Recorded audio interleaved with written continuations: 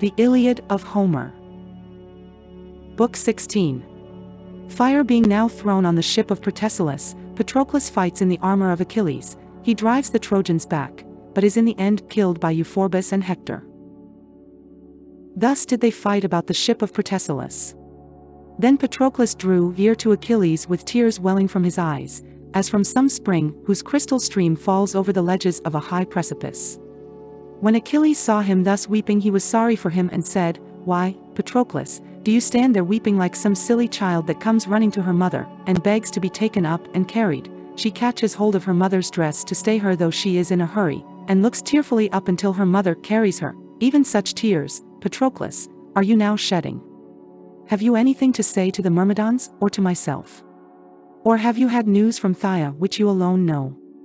They tell me Menoetius son of Actor is still alive, as also Peleus son of Aeacus, among the Myrmidons, men whose loss we too should bitterly deplore. Or are you grieving about the Argives and the way in which they are being killed at the ships, through their own high-handed doings? Do not hide anything from me, but tell me that both of us may know about it." Then, O knight Patroclus, with a deep sigh you answered, "Achilles, son of Peleus, foremost champion of the Achaeans, do not be angry, but I weep for the disaster that has now befallen the Argives. All those who have been their champions so far are lying at the ships, wounded by sword or spear. Brave Dium son of Tydeus has been hit with a spear, while famed Ulysses and Agamemnon have received sword wounds. Eurypylus again has been struck with an arrow in the thigh. Skilled apothecaries are attending to these heroes, and healing them of their wounds. Are you still, O Achilles, so inexorable? May it never be my lot to nurse such a passion as you have done, to the baning of your own good name. Who in future story will speak well of you unless you now save the Argives from ruin? You know no pity, knight Peleus was not your father or Thetis your mother, but the grey sea bore you and the sheer cliffs begot you, so cruel and remorseless are you. If however you are kept back through knowledge of some oracle, or if your mother Thetis has told you something from the mouth of Jove, at least send me and the Myrmidons with me, if I may bring deliverance to the Danaans. Let me moreover wear your armor. The Trojans may thus mistake me for you and quit the field, so that the hard-pressed sons of the Achaeans may have breathing time, which while they are fighting may hardly be. We who are fresh might soon drive tired men back from our ships and tents to their own city." He knew not what he was asking, nor that he was suing for his own destruction. Achilles was deeply moved and answered, "What, noble Patroclus, are you saying? I know no prophesyings which I am heeding, nor has my mother told me anything from the mouth of Jove, but I am cut to the very heart that one of my own rank should dare to rob me, because he is more powerful than I am. This, after all that I have gone through, is more than I can endure.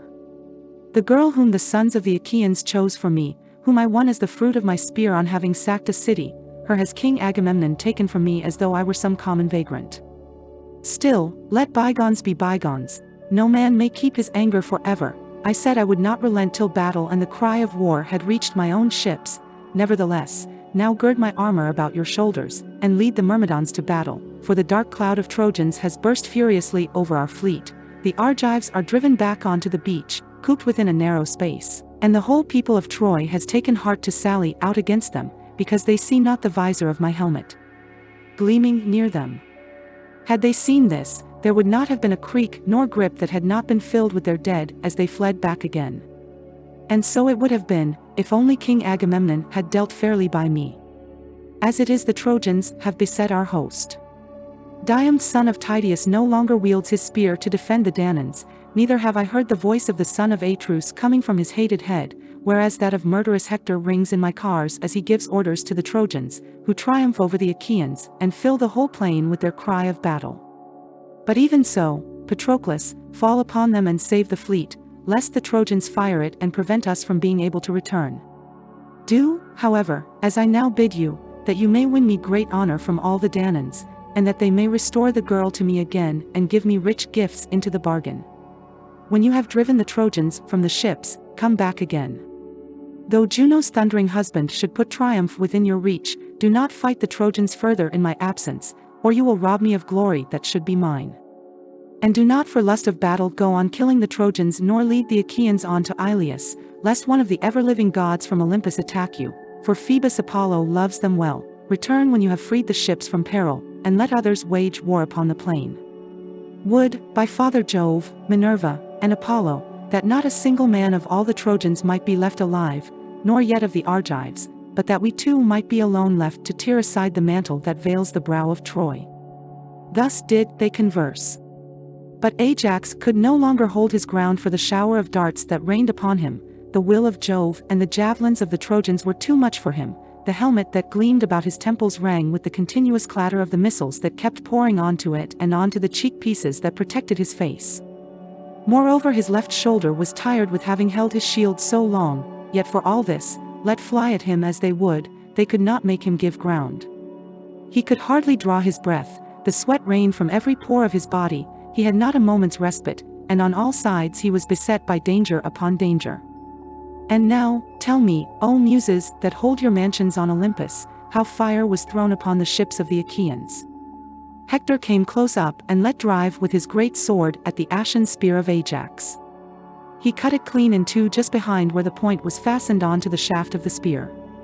Ajax, therefore, had now nothing but a headless spear, while the bronze point flew some way off and came ringing down onto the ground.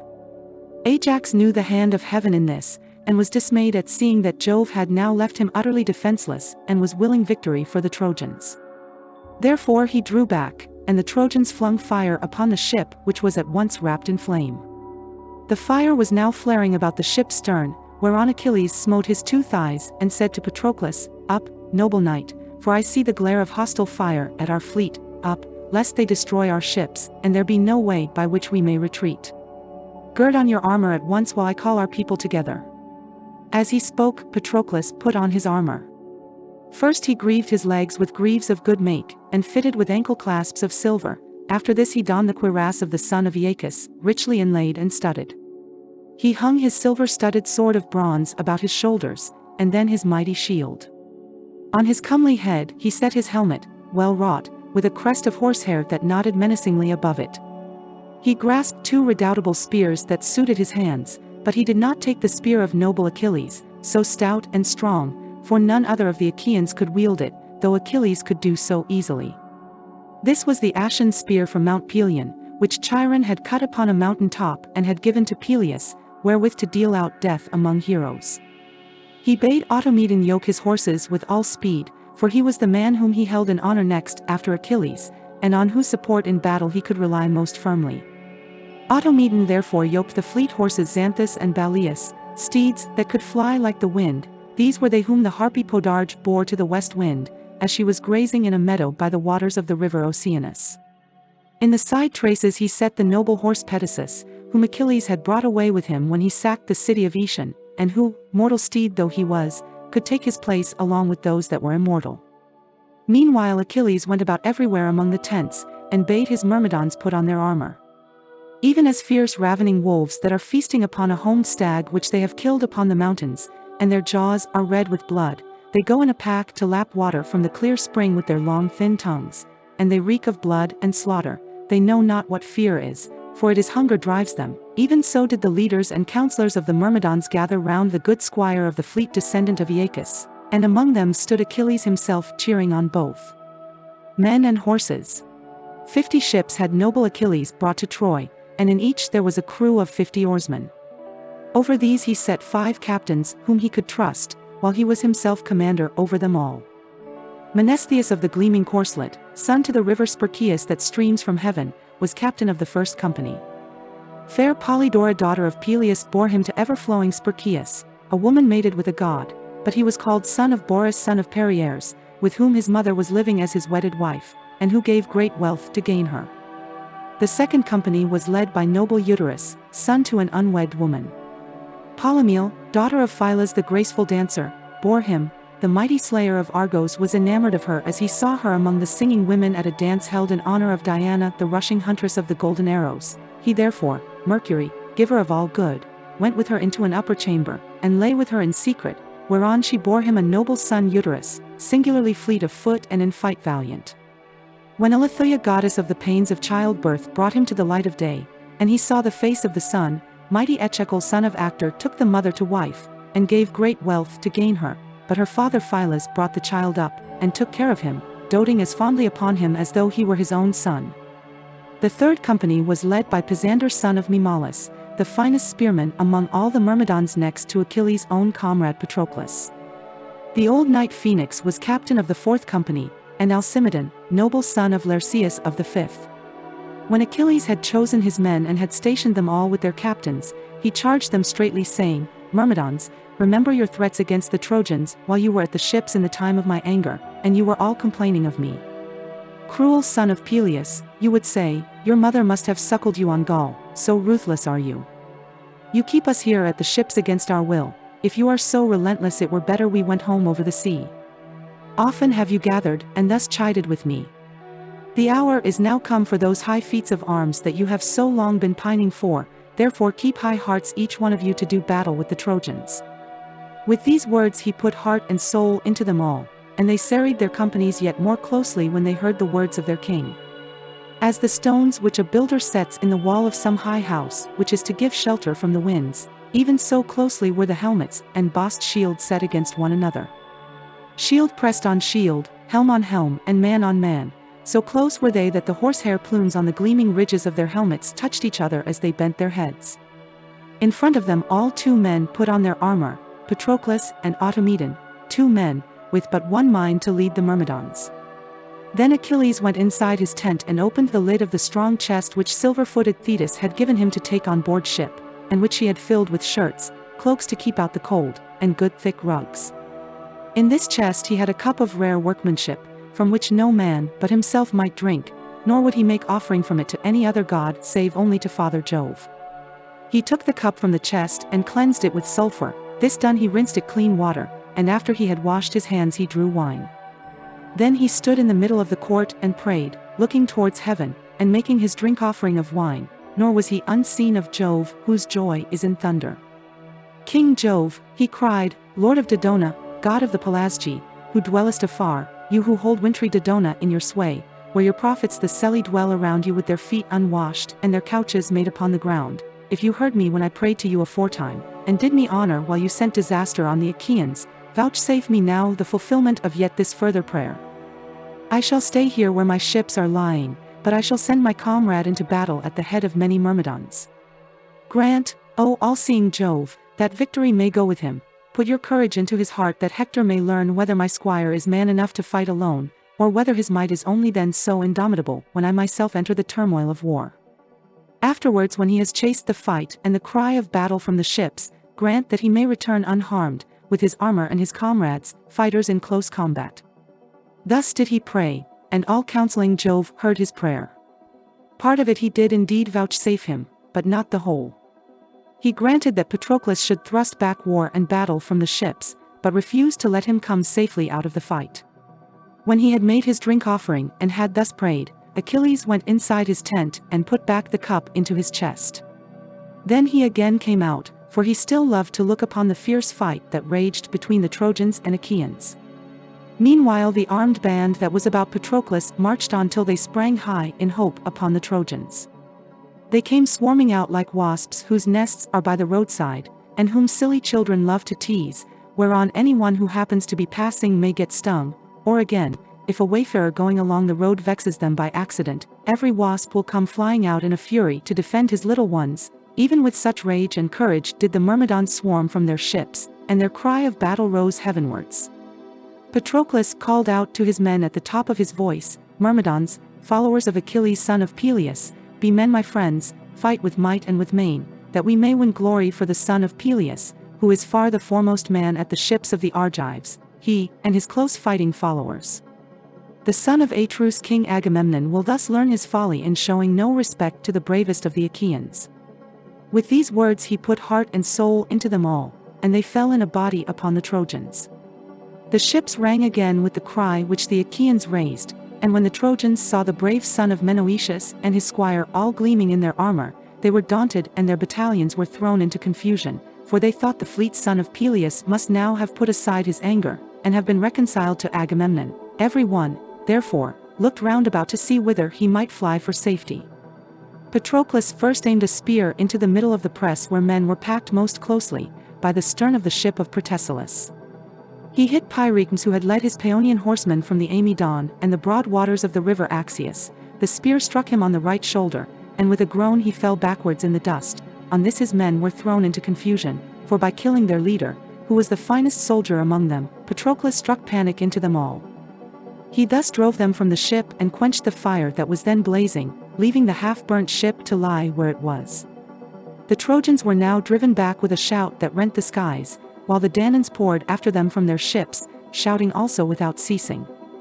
As when Jove, gatherer of the thundercloud, spreads a dense canopy on the top of some lofty mountain, and all the peaks, the jutting headlands, and forest glades show out in the great light that flashes from the bursting heavens, even so when the Danaans had now driven back the fire from their ships, they took breath for a little while, but the fury of the fight was not yet over, for the Trojans were not driven back in utter rout, but still gave battle, and were ousted from their ground only by sheer fighting. The fight then became more scattered, and the chieftains killed one another when and how they could. The valiant son of Menoetius first drove his spear into the thigh of Areilycus just as he was turning round. The point went clean through, and broke the bone so that he fell forward. Meanwhile Menelaus struck Thoas in the chest, where it was exposed near the rim of his shield, and he fell dead. The son of Phyleus saw Amphiclus about to attack him, and ere he could do so took aim at the upper part of his thigh, where the muscles are thicker than in any other part. The spear tore through all the sinews of the leg, and his eyes were closed in darkness. Of the sons of Nestor one, Antilochus, speared Atimneus, driving the point of the spear through his throat, and down he fell.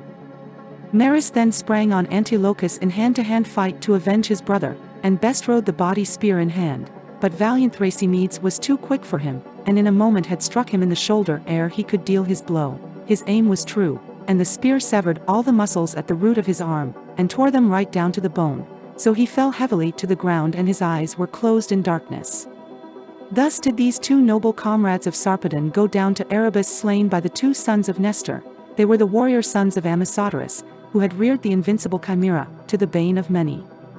Ajax son of Oileus sprang on Cleobulus and took him alive as he was entangled in the crush, but he killed him then and there by a sword blow on the neck. The sword reeked with his blood, while dark death and the strong hand of fate gripped him and closed his eyes. Peneleos and Lycon now met in close fight, for they had missed each other with their spears. They had both thrown without effect, so now they drew their swords. Lycon struck the plumed crest of Peneleos' helmet, but his sword broke at the hilt, while Peneleos smote Lycon on the neck under the ear. The blade sank so deep that the head was held on by nothing but the skin, and there was no more life left in him. Marius gave chase to Achaeans on foot and caught him up just as he was about to mount his chariot. He drove a spear through his right shoulder so that he fell headlong from the car, and his eyes were closed in darkness. Idomeneus speared Aramis in the mouth. The bronze point of the spear went clean through it beneath the brain, crashing in among the white bones and smashing them up. His teeth were all of them knocked out and the blood came gushing in a stream from both his eyes. It also came gurgling up from his mouth and nostrils, and the darkness of death enfolded him round about. Thus did these chieftains of the Danaans each of them kill his man. As ravening wolves seize on kids or lambs, fastening on them when they are alone on the hillsides and have strayed from the main flock through the carelessness of the shepherd, and when the wolves see this they pounce upon them at once because they cannot defend themselves, even so did the Danaans now fall on the Trojans, who fled with ill-omened cries in their panic and had no more fight left in them. Meanwhile great Ajax kept on trying to drive a spear into Hector, but Hector was so skillful that he held his broad shoulders well under cover of his ox-hide shield, ever on the lookout for the whizzing of the arrows and the heavy thud of the spears. He well knew that the fortunes of the day had changed, but still stood his ground and tried to protect his comrades. As when a cloud goes up into heaven from Olympus, rising out of a clear sky when Jove is brewing a gale, even with such panic-stricken rout did the Trojans now fly, and there was no order in their going. Hector's fleet horses bore him and his armor out of the fight, and he left the Trojan host penned in by the deep trench against their will. Many a yoke of horses snapped the pole of their chariots in the trench and left their master's car behind them. Patroclus gave chase, calling impetuously on the Danaans and full of fury against the Trojans, who, being now no longer in a body, filled all the ways with their cries of panic and rout. The air was darkened with the clouds of dust they raised, and the horses strained every nerve in their flight from the tents and ships towards the city. Patroclus kept on heading his horses wherever he saw most men flying in confusion, cheering on his men the while. Chariots were being smashed in all directions, and many a man came tumbling down from his own car to fall beneath the wheels of that of Patroclus, whose immortal steeds, given by the gods to Peleus, sprang over the trench at a bound as they sped onward. He was intent on trying to get near Hector, for he had set his heart on spearing him, but Hector's horses were now hurrying him away. As the whole dark earth bows before some tempest on an autumn day when Jove rains his hardest to punish men for giving crooked judgment in their courts, and driving justice therefrom without heed to the decrees of heaven, all the rivers run full and the torrents tear many a new channel as they roar headlong from the mountains to the dark sea, and it fares ill with the works of men, even such was the stress and strain of the Trojan horses in their flight. Patroclus now cut off the battalions that were nearest to him and drove them back to the ships. They were doing their best to reach the city, but he would not let them, and bore down on them between the river and the ships and wall. Many a fallen comrade did he then avenge. First he hit Pronus with a spear on the chest ere it was exposed near the rim of his shield, and he fell heavily to the ground.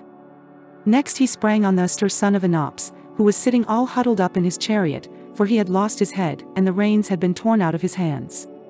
Patroclus went up to him and drove a spear into his right jaw. He thus hooked him by the teeth, and the spear pulled him over the rim of his car, as one who sits at the end of some jutting rock and draws a strong fish out of the sea with a hook and a line. Even so with his spear did he pull the Astur all gaping from his chariot. He then threw him down on his face and he died while falling. On this, as Euryalus was on coming to attack him, he struck him full on the head with a stone, and his brains were all battered inside his helmet, whereon he fell headlong to the ground and the pangs of death took hold upon him. Then he laid low, one after the other, Aramas, Amphoterus, Epults, Tlepolemus, Echius son of Damastor, Pyrrhus, Iphias, Euippus and Polymelus son of Argias. Now when Sarpedon saw his comrades, men who wore ungirdled tunics, being overcome by Patroclus son of Menoetius, he rebuked the Lycians saying, "Shame on you, where are you flying to? Show your mettle, I will myself meet this man in fight and learn who it is that is so masterful. He has done us much hurt, and has stretched many a brave man upon the ground." He sprang from his chariot as he spoke, and Patroclus, when he saw this, leaped on to the ground also. The two then rushed at one another with loud cries like eagle-beaked crook-taloned vultures that scream and tear at one another in some high mountain fastness. The son of scheming Saturn looked down upon them in pity, and said to Juno who was his wife and sister, "Alas, that it should be the lot of Sarpedon whom I love so dearly to perish by the hand of Patroclus. I am in two minds whether to catch him up out of the fight and set him down safe and sound in the fertile land of Lycia, or to let him now fall by the hand of the son of Menoetius." And Juno answered, "Most dread son of Saturn, what is this that you are saying? Would you snatch a mortal man, whose doom has long been fated, out of the jaws of death? Do as you will, but we shall not all of us be of your mind. I say further, and lay my saying to your heart, that if you send Sarpedon safely to his own home, some other of the gods will be also wanting to escort his son out of battle, for there are many sons of gods fighting round the city of Troy, and you will make every one jealous. If, however, you are fond of him and pity him, let him indeed fall by the hand of Patroclus, but as soon as the life is gone out of him, send death and sweet sleep to bear him off the field and take him to the broad lands of Lycia, where his brothers and his kinsmen will bury him with mound and pillar, in due honor to the dead." The sire of gods and men assented, but he shed a rain of blood upon the earth in honor of his son whom Patroclus was about to kill on the rich plain of Troy far from his home. When they were now come close to one another, Patroclus struck Thrasymachus, the brave squire of Sarpedon, in the lower part of the belly, and killed him. Sarpedon then aimed a spear at Patroclus and missed him, but he struck the horse Pedasus in the right shoulder, and it screamed aloud as it lay, groaning in the dust until the life went out of it. The other two horses began to plunge, the pole of the chariot cracked and they got entangled in the reins through the fall of the horse that was yoked along with them, but Automedon knew what to do.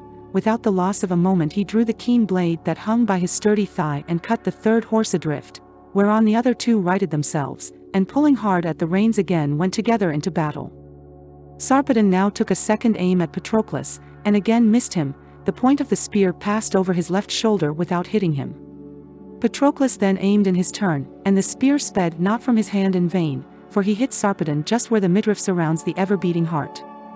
He fell like some oak or silver poplar or tall pine to which woodmen have laid their axes upon the mountains to make timber for shipbuilding, even so did he lie stretched at full length in front of his chariot and horses, moaning and clutching at the blood-stained dust. As when a lion springs with a bound upon a herd of cattle and fastens on a great black bull which dies bellowing in its clutches, even so did the leader of the Lycian warriors struggle in death as he fell by the hand of Patroclus. He called on his trusty comrade and said, "Glaucus, my brother, hero among heroes, put forth all your strength, fight with might and main, now if ever quit yourself like a valiant soldier. First go about among the Lycian captains, and bid them fight for Sarpedon, then yourself also do battle to save my armor from being taken. My name will haunt you henceforth and forever if the Achaeans rob me of my armor now that I have fallen at their ships. Do your very utmost and call all my people together." Death closed his eyes as he spoke. Patroclus planted his heel on his breast and drew the spear from his body, whereon his senses came out along with it, and he drew out both spear point and Sarpedon's soul at the same time.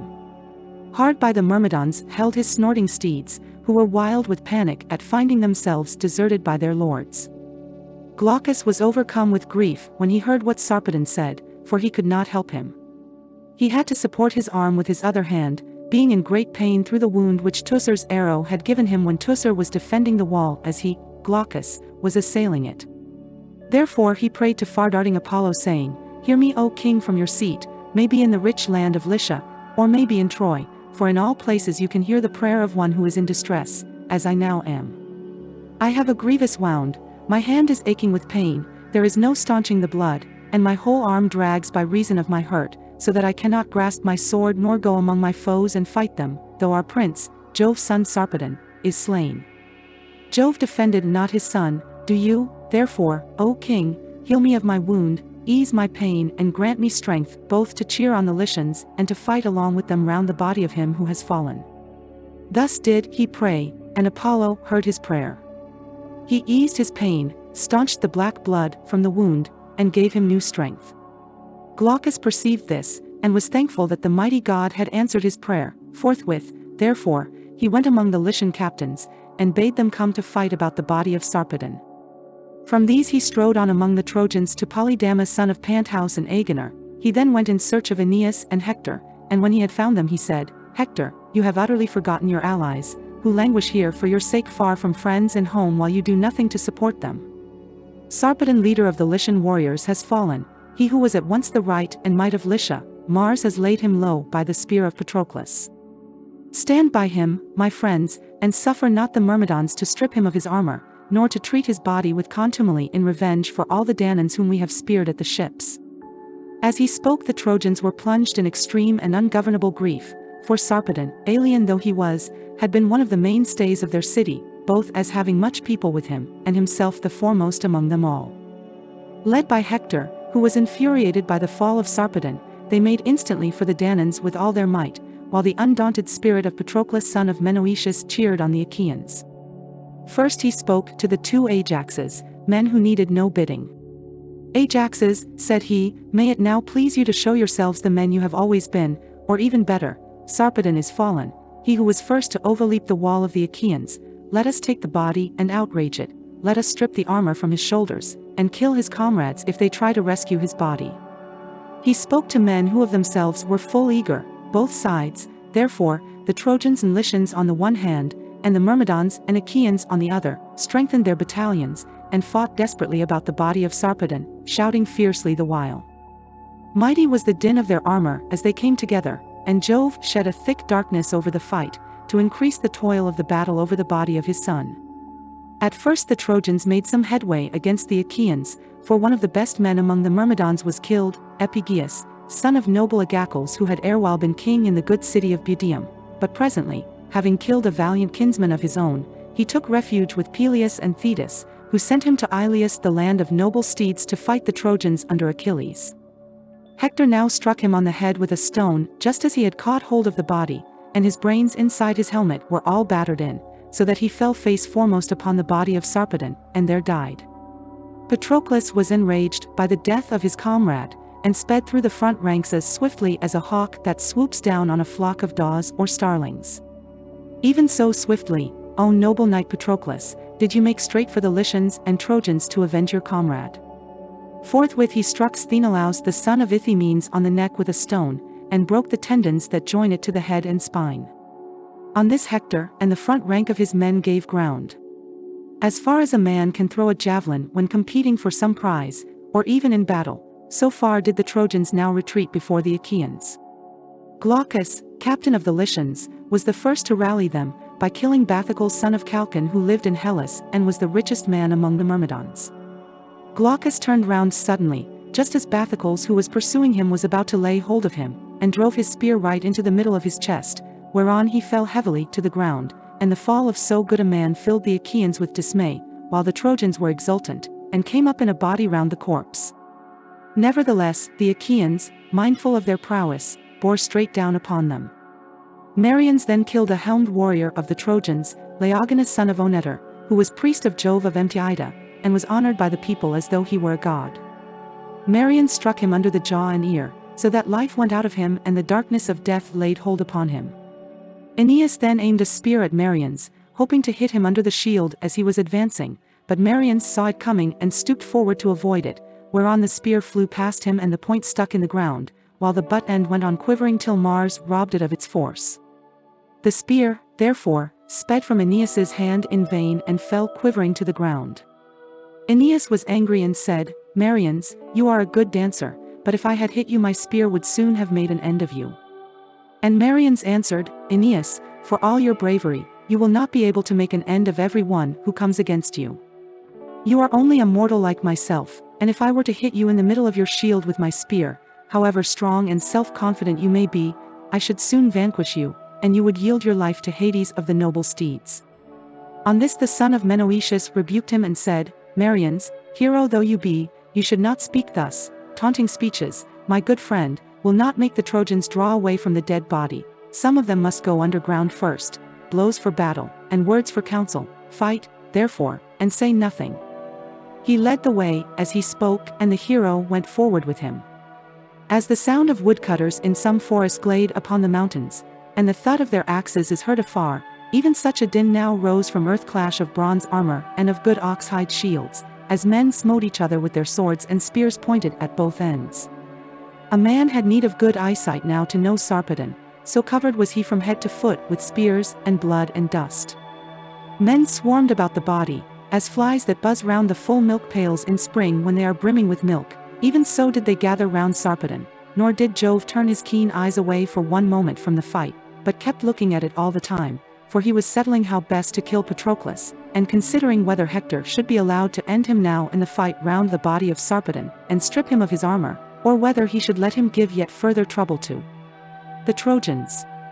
In the end, he deemed it best that the brave squire of Achilles son of Peleus should drive Hector and the Trojans back towards the city, and take the lives of many. First, therefore, he made Hector turn faint-hearted, whereon he mounted his chariot and fled, bidding the other Trojans fly also, for he saw that the scales of Jove had turned against him. Neither would the brave Lycians stand firm. They were dismayed when they saw their king lying struck to the heart amid a heap of corpses, for when the son of Saturn made the fight wax hot many had fallen above him. The Achaeans, therefore stripped the gleaming armor from his shoulders, and the brave son of Menoetius gave it to his men to take to the ships.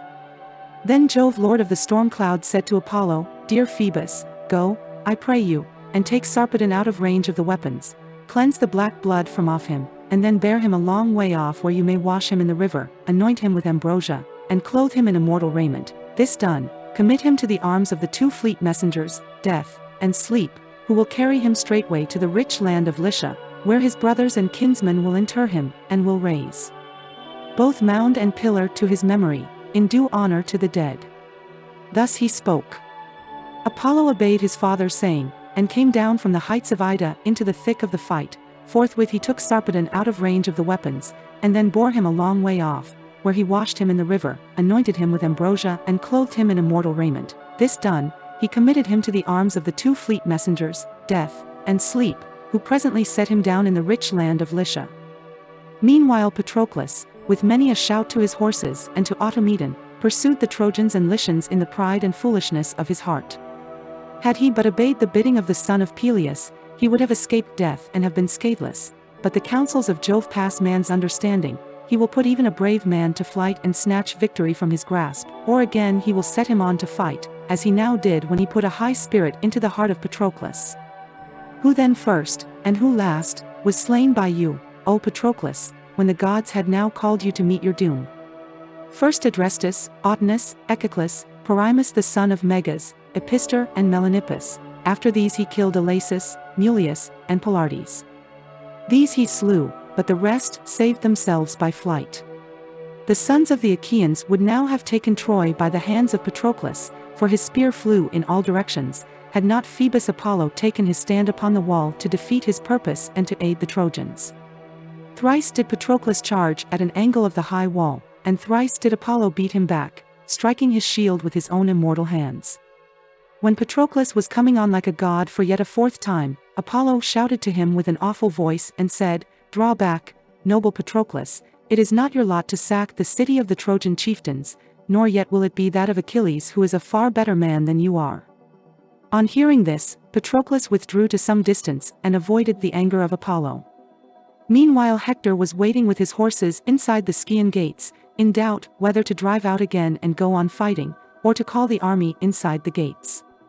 As he was thus doubting, Phoebus Apollo drew near him in the likeness of a young and lusty warrior, Asius, who was Hector's uncle, being own brother to Hecuba, and son of Dymas, who lived in Phrygia by the waters of the river Sangarius. In his likeness Jove's son Apollo now spoke to Hector, saying, "Hector, why have you left off fighting?